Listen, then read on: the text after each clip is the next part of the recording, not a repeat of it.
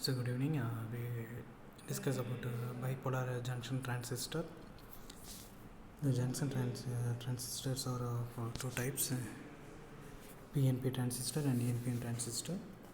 So,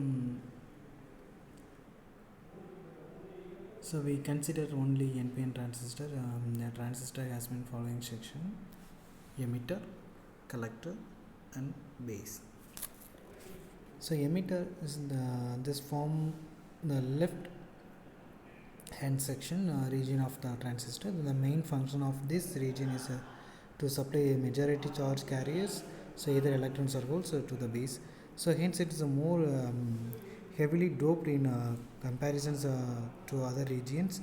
The electrons, the charge carriers within the NPN transistor, so whereas holes are the charge carriers within the PNP transistor.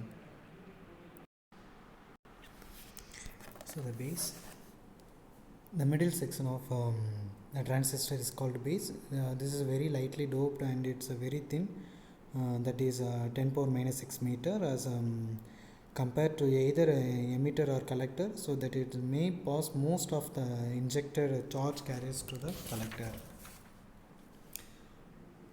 And third one, collector.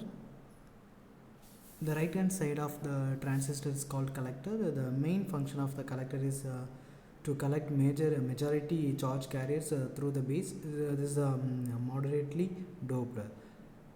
The junction between the emitter and its base called emitter junction. The junctions between the collector and the base is called a collector junction. In normal operations of a transistor, the emitter base junction forward biased, while the collector base junction is reverse biased. So already told that the transistor has two junctions. So one junction between the emitter and the base. So another other between the base and the collector, CB junction, EB junction. So the emitter heavily doped to inject electrons to the base. So biasing a transistor, the two junctions of the transistor can be biased in 4 different ways. So saturation region, cutoff region, inverted mode, and active region or normal mode. So both the junctions are forward biased, causing a large current to flow across the junctions. So then the transistor is said to be operating in the saturation region.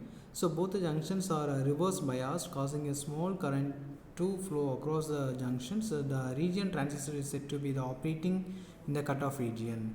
So the third one, the EB junction is reverse biased and the CB junction is forward biased. The transistor is said to be operating in inverted mode. So the EB junction is a forward bias and the CB junction is a reverse bias. The transistor is said to be operating in an active region or a normal mode. And so biasing transistor, EB junction, CB junction, and region. And this circuit configuration is a normal mode, PNP and NPN common emitter.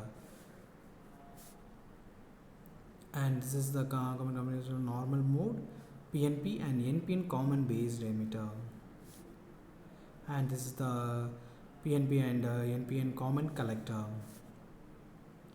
So now working of an NPN transistor. So the EB junction is a forward biased and CB junction is a reverse bias. The forward biased voltage is small as compared to the reverse bias voltage. So when a forward bias applied across the heavily doped emitter, the majority charge carriers move towards the base. So this causes the emitter current, i.e. the electrons enter into the base B-type material and combine with the holes.